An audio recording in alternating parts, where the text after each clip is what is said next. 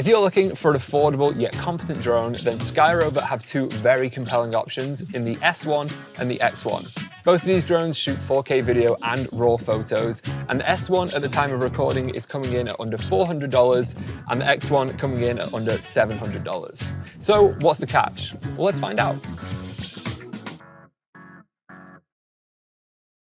First off, I'm going to be taking a look at the S1. Now this is the more affordable drone, but it's still very capable, and you get 3 batteries and a carry case at this price point. So this is a fantastic deal if you're looking to get into drones.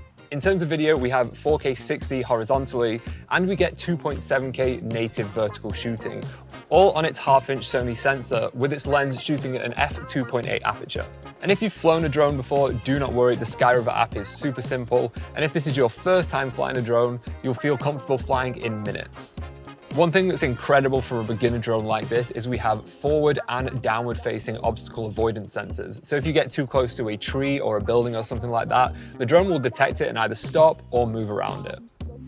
We also have some great features that both beginners and pros are going to love. So we have quick shots, active track so you can follow your subject at just the tap of the screen. And we also have hyperlapse options with 12 megapixel raw photos from the S1. Skyrover are claiming a 40-minute flight time on a single battery on the S1. Now, in the real world, this usually is around 25 to 30 minutes because you can never really tell how accurate it's going to be depending on your environment, because each time you fly it changes. But anything above 30 minutes is enough time to get the shots in a single battery.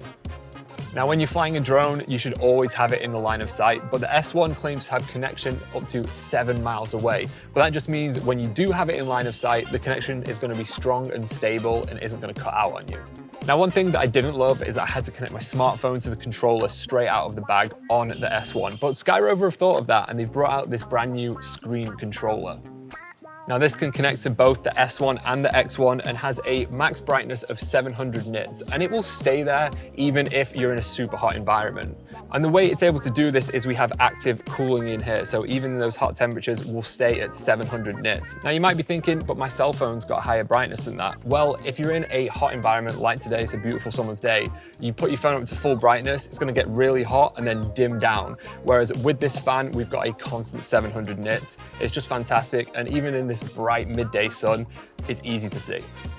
And also, having a screen built into the controller is just so much more convenient. I've not taken my drone out before because I know I've had to connect a phone to the controller. It's just so annoying. So having that one less bit of friction will just get you flying quicker and just keep you in the moment. You won't have to worry about a phone call coming in as you're flying a drone. That is a terrifying feeling. Now the S1 is a fantastic drone, but if you have a little bit more budget and are looking for a few more pro features, then I really think the X1 is the drone for you. This is such an exciting prospect. First off, you can get it in this gray color or a funky bright yellow color, and that just doesn't happen often with camera products, so props to Skyrover for giving us an option. It also boasts a bigger sensor than the S1 with a 26mm full frame equivalent lens at f1.7, which makes it a lot better in low light situations. Both the S1 and X1 shoot in normal color profile, and now they both support SR log, which is thanks to a recent firmware update. Now, if you're hearing me say log and this doesn't mean anything to you, do not worry. Keep in the normal color profile and you'll still get amazing results. But basically, log footage allows you to capture a flat image and then color grade with more flexibility in post-production. And if you're also looking for an HDR workflow, the X1 supports HLG recording. So if you need something for an HDR workflow, the X1 is the drone for you.